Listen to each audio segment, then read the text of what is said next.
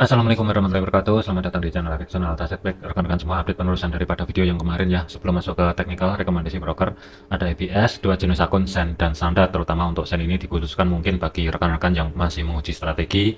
Tentunya risiko akan lebih kecil ya, dimana contoh $10 standar kalau misalkan di convert di akun Sen menjadi $1000 Sen, dan satu lot di akun Sen sama dengan 0,01 lot di akun standar ya. Tentunya diimbangi dengan konsep money management dengan baik dan benar juga, risiko akan lebih minim. Hindari overload, overtrade, full layar, full margin sebisa mungkin dihindari, dan usahakan disiplin. Kemudian kelebihan yang lain adalah untuk deposit ataupun withdraw ya di jam kerja, terutama itu hitungan menit, dan dari pairnya pun banyak banget, mulai dari forex mayor ataupun minor, kemudian Nasdaq, gold, oil, ataupun dari segi kripto semuanya bisa di-trade dengan menggunakan akun Sen. Khusus untuk jenis akun Sen, linknya ada di kolom deskripsi. Kemudian dari segi fundamentalnya, fokus besok ini NZD akan ada rilis, diperkirakan ini juga ada pemangkasan dari segi suku bunga ya.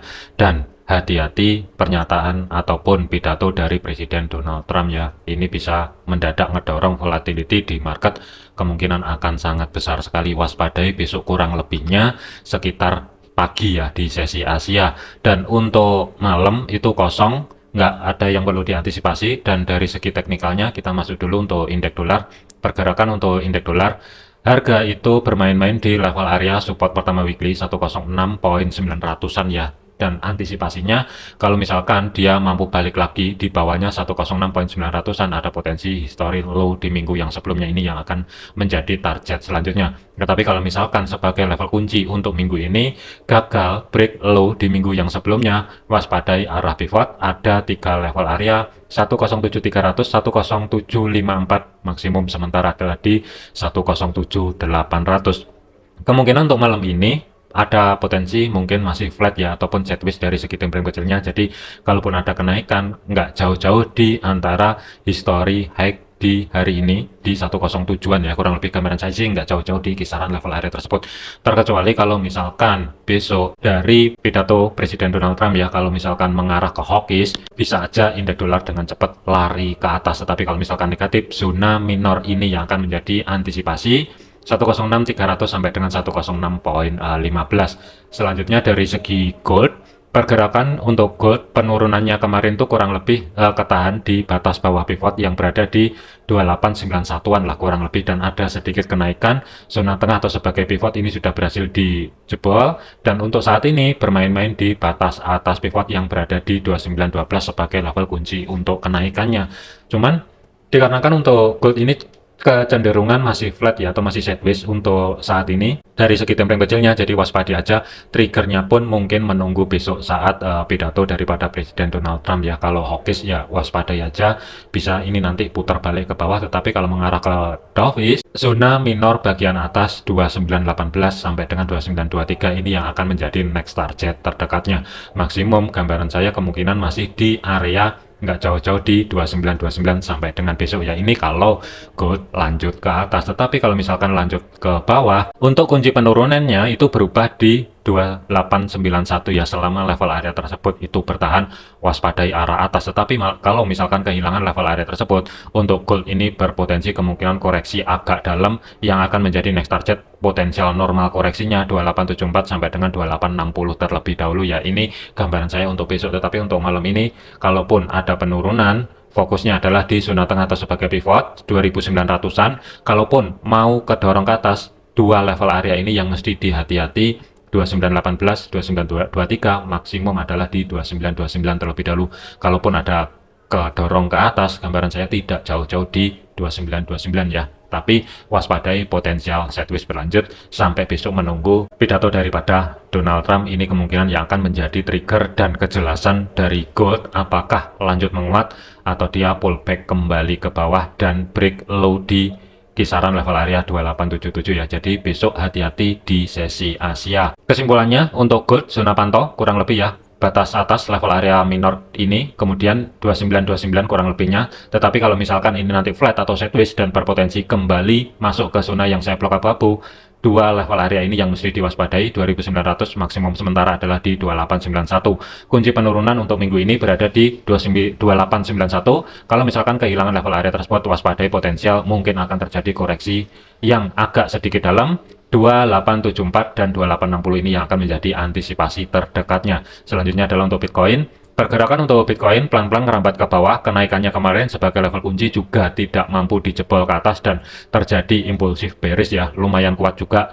Untuk kenaikannya kembali setelah dia keluar dari zona yang saya blok abu-abu di sini ya, ketahan di bawah pivot 96.500. Posisi harga saat video ini dibuat adalah di 95.600-an.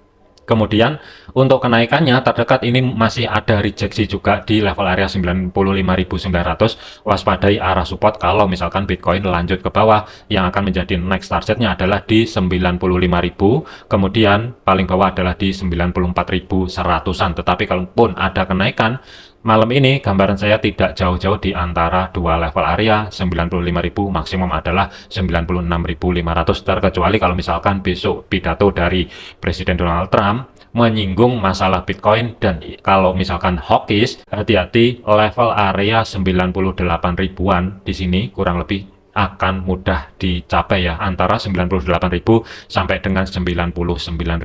Kemudian untuk GBP USD, pergerakan untuk GBP USD dari open market sampai sekarang statusnya masih flat, kenaikannya pun kurang lebih juga pas, nggak jauh-jauh di history high di minggu yang sebelumnya. Penurunan untuk saat ini itu masih belum mampu turun di bawahnya resisten pertama weekly yang saat ini support. Jadi untuk kunci kenaikannya itu berada di batas atas pivot, dan kunci penurunan jangka pendek adalah di level area support.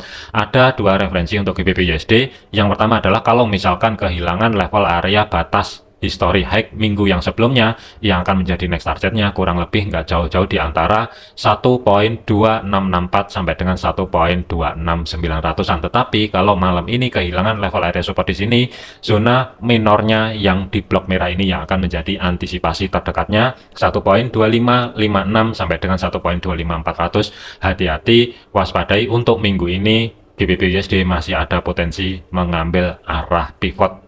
Kemudian untuk Euro USD, pergerakan untuk Euro USD harga ini sudah mau bergerak di bawahnya resisten pertama weekly, dan antisipasi kemarin kalaupun ada penurunan adalah di level area minor. Saat ini sudah tercapai kurang lebih level area minornya 1.0445 sampai dengan 1.0458. Dan untuk kenaikannya waspadai, hati-hati, berpotensi ini juga flat bisa terjadi, yang akan menjadi targetnya kalaupun ada kenaikan dari Euro USD. Gambaran saya tidak jauh-jauh di antara 1.0475 maksimum, kemungkinan masih di bawahnya 1.0514. Tetapi kalau misalkan ada penurunan sebagai level kunci saat ini berubah di minornya, kalau minimal H4-nya mampu tutup di bawah level area tersebut, waspadai arah pivot. Ada tiga level area, 1.0427, 1.0398, maksimum sementara adalah di 1.0369 terlebih dahulu ya. Ada kecenderungan ini mungkin flat, bisa aja terjadi. Jadi waspadai, zona antisipasi atas adalah antara resisten pertama sampai dengan history high di minggu yang sebelumnya. Kemungkinan nggak ada tren untuk malam ini. AUD USD, pergerakan untuk AUD USD setelah rilis suku bunga tadi, memang harga ini sempat spike ke atas tetapi ketahan kurang lebih di history high di minggu yang sebelumnya. Penurunannya pun ini juga masih belum ada kejelasan. Tidak lama setelah break atau keluar dari zona hijau di sini atau sebagai resisten yang saat ini support weekly, tidak lama harga ini kan kembali kedorong ke atas ya. Jadi untuk kunci kenaikannya masih tetap belum ada perubahan. 0.6367 selama level area tersebut bertahan, waspadai arah bawah. Tetapi kalau misalkan kehilangan level area tersebut, waspadai level area minor bagian atas 0.6385 sampai dengan 0.6396. Ini yang akan menjadi next targetnya. Status saat ini AUD USD masih flat, masih belum ada kejelasan, jadi belum bisa di trade ya kalau menurut saya. Selanjutnya adalah untuk USD CAD. Pergerakan untuk USD CAD antisipasi kemarin kalaupun ada kenaikan adalah level area minor yang ada di blok merah 1.4204 sampai dengan 1.4215, dan status saat ini sudah mencapai level area tersebut. Harga kedorong kembali ke bawah ya, dan masih bermain-main di support pertama weekly. Kunci penurunan lebih lanjut untuk minggu ini masih tetap berada di history low minggu yang sebelumnya. Selama level area tersebut aman, tidak di break atau minimal H4-nya masih belum mampu tutup di bawah level area 1.4147, waspadai arah atas kembali yang akan menjadi targetnya kalau misalkan USD jadi kedorong ke atas kembali ke level area minor. Kurang lebihnya maksimum antara pivot 1.4233 sampai dengan 1.4262 ya. Kemudian untuk USD Swiss, pergerakan untuk USD Swiss harga ini juga statusnya bergerak ke atas tetapi belum sampai di batas bawah pivot, kembali turun ya, dan untuk penurunannya itu di physical price levelnya yang berada di 0.9000. Posisi harga saat ini berhasil reject di atas level area tersebut, dan waspadai kalau ini nanti USD Swiss lanjut ke dorong ke atas, yang akan menjadi antisipasi terdekatnya berada di 0.9040 sampai dengan 0.9063. Tetapi kalaupun ada penurunan, gambaran saya tidak jauh-jauh di antara dua level area 0.9000, maksimum adalah di 0.8990, terkecuali kalau misalkan komentar dari Presiden Donald Trump besok adalah mengarah ke dovish, bisa jadi ini akan turun secara ekstrim. Tetapi kalau hawkish, kemungkinan pivot akan dijebol dengan mudah. USD Yen, pergerakan tuh USD Yen harga ini pelan-pelan juga merambat ke atas. Untuk koreksinya dari segi time frame kecil itu ketahan di support pertama weekly. Jadi antisipasinya untuk minggu ini masih tetap level kuncinya selama history low di minggu yang sebelumnya ini masih belum di break. Hati-hati, waspadai arah atas yang akan menjadi zona pantaunya 3 level area 15253, 153, maksimum sementara adalah di 15344 ya. Tetapi kalaupun ada penurunan, kurang lebihnya sebagai level kunci 151.17, dan kalau misalkan kehilangan level area tersebut, kemungkinan nggak jauh-jauh di level area minornya 150.72 sampai dengan 150.38. Ada kemungkinan dia akan bergerak pelan-pelan ngerambat ke atas untuk malam ini ya. Jadikan video ini sebagai referensi, jangan dijadikan sebagai patokan. Segala keputusan risiko menjadi tanggung jawab masing-masing. Jangan overload, jangan overtrade, tetap disiplin. Terima kasih, sampai jumpa di video yang selanjutnya.